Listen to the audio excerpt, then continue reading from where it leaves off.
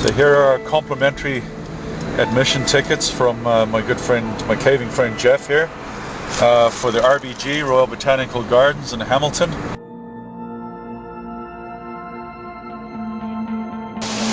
of a cool waterfall. So it looks like they have a special on Zimbabwean statues. This one's called Beauty Queen. You see a lot more of that today, I think. From Zimbabwe. I guess it says it's cobalt stone. There's the stalk. This is an opal stone. Looks actually like marble, to be honest. I won about 2,000 bucks for this. Actually not a bad deal considering the effort that must have gone into creating it. Visionary by Morgan Jamu. Not such a fan of that one.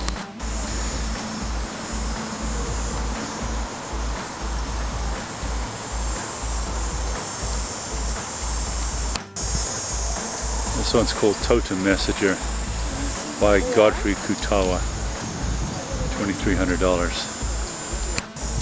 One of the best things about roses, the scent. What are you getting from that? Oh, it's nice. That smells delicious. Delicious. Good.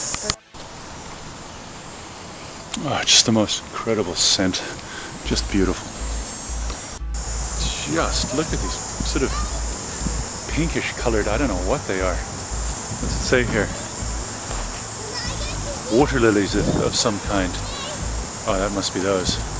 So it's called the hardy water lily. It's the best one of all. It's got this scent like lemon basically, or citrus of some. Wonderful. If you're coming to the RBG, make sure you smell this one. This one's called the Bird Keeper by Regis Musha, and it's a kind of stone they call spring stone. I see the carvers are off in the distance. I hope to ask them about where they're getting their stone and a little bit of the detail on the stone. Looks more like soapstone to me. So we might be a little late for some of the roses, I must admit, but I'm going to read something on the sign here. It says hybrid China roses. 4 Oriental roses were introduced to Europe in the late 1700s. These stud Chinas revolutionized Western rose breeding as they carried a genetic treasure, a gene for repeat blooming. Utterly unlike European roses, it had silky, high-centered flowers and long, delicate buds. Crossing European and China roses led to the roses of the 19th century, culminating in today's modern hybrid teas.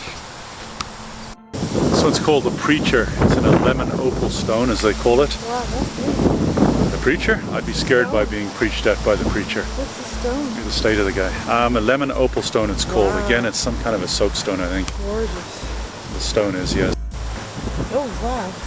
Just the most intense smell from this stuff. It looks like geranium, I don't know. Yeah, it does. It smells Wow. like that, like geranium too. Amazing.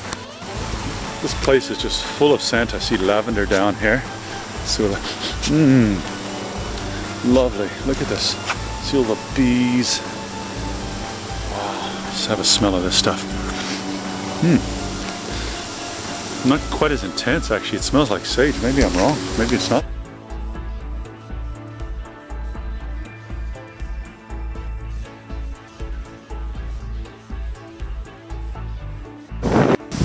Hostas in the background. This is one's called Joy of Twins by Benjamin Mashaya.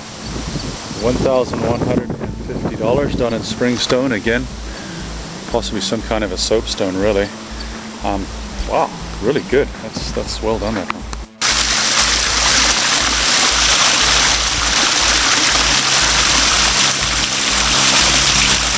Oh, this one's so cool. It's called Growing Together in let's say serpentine. Beautiful. And that one's by Phineas Leon. I like the title on this one. It's said too much. In other words, oops, spilled the beans. Not responsible for what I said. Again, this is in the lemon opal stone. Maybe hard to see with the sun. The camera adjusts there. Lemon opal stone. Said too much. This is just the most beautiful tree. It's called a dawn redwood. I don't know if this is the kind of thing that they grow in Oregon or whatever it is, but just like look at the foliage. It's soft. It's not even, you know, it's almost lacy. God, it's beautiful. You can obviously hear Maggie's loving this tree. I am. Right on the edge of just this deep valley. I guess we're right in a valley. Tree just like this. You won't have one like this. a valley that runs along the edge of the Niagara Escarpment. Almost like a cedar bark. This redwood, maybe that's why they call it redwood, I don't know. That's your cones from the redwood? Yeah. Tiny cones. So you can see what the fruit of the ginkgo looks like, and it says here, the ginkgo tree is a living fossil virtually unchanged from the age of dinosaurs. Scientists suggest that the ginkgo trees relied on small scavenger dinosaurs to sniff out and eat their rotten smelling fruit and then disperse the seeds to new locations. So there's kind of this is it here, this is why they call it a biloba. You can see because it's two lobes on the leaf. Again, there's your ginkgo. So there's actually kind of a cool story about the ginkgo. When I was a kid, my dad, we lived in South Africa, my dad collected rare trees, and he got one of the first ginkgo bilobas from it was found, they thought the tree was extinct, and then they found a certain number of them in a Tibetan monastery. At least that was the story, and so we actually got one of the first ginkgo bilobas out of that Tibetan monastery, at least that's what I was told. And I guess now they grow these things in China in large plantations, and in France and what have you, to feed the industry for the ginkgo makes you thinko people. Don't ever put this stuff in your garden. You would not believe how it spreads and turns into the most vicious weed imaginable.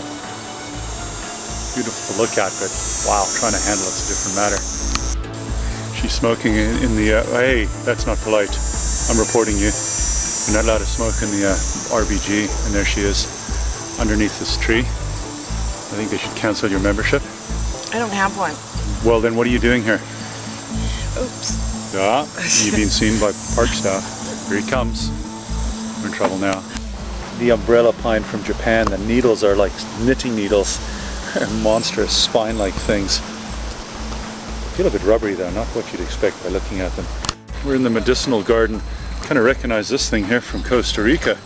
The bats apparently cross-pollinated. It's angel something or other, I can't recall what it was, for which you make a special tea, which drives you off your head basically. And of course, right there, the lobelia, great lobelia for cures for venereal diseases such as syphilis, or at least so they say. A pound of the root, which would pretty well fix anything.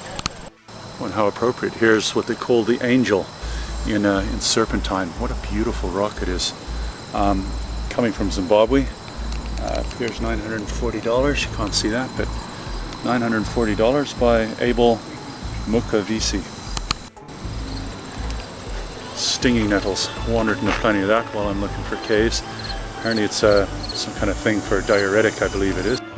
Guess what happens is it irritates the kidneys, causing them to increase their filtration rate to flush the substance out. Juniper berries also are used in this way. Maggie's just pointed out that this is the ricin plant, or the castor bean. You ever watch the movie Breaking Bad, or the series? It features. How does it feature in that? He makes a ricin cigarette, and he Does he? actually ends up poisoning a little boy. Oh, okay. with it. Either way, interesting looking plant. I like the title, Inoculation Day. Very interesting, and that's by Brian with Wat Yoka Wat Yoka. in Springstone. Inoculation Day. No, I guess not, no one. it's of Springstone. It's made of Springstone. That's what. Yeah, that's what I said. Here she goes again. She's just done a bad thing. This is the medicinal garden. Where'd you steal that from? The sweet gum tree. Oh, wonderful. Can't take you anywhere, can we? I didn't steal it. Kind of fell off in my hand. Oh yeah. As a little girl, I think I was 3. I picked flowers, a big bouquet of flowers for my aunt. Oh boy. This one's cool. Look at this. Scholars. Scholars. There we go. I think that's one of my favorites by $2,200. Gift Sita. Springstone. Beautiful. Well done. Leopard rock. Oh, they're beautiful. Broody I love hens they're them. called. Yeah. This one here is Bible study, and I was just speaking to the artist. I guess the springstone it's not like soapstone, and they say it's as hard, almost as hard as granite. Sculpting, yeah. And do you use any power tools at all? No, it's all by hand tools. All by hand tools, yeah. So it's like we enjoy it also doing it by hand, because you have a better feeling when you're doing it, when you're doing it by hand, yeah. Like so much With, longer. yeah, so much longer. With power tools, just Yeah. you won't be feeling good to do it. And That's amazing that you've taken sculpture to such a yeah, level. very much. Yeah, I like it very much. And so So it's like I will be demonstrating and showing people all the process we go through. Right.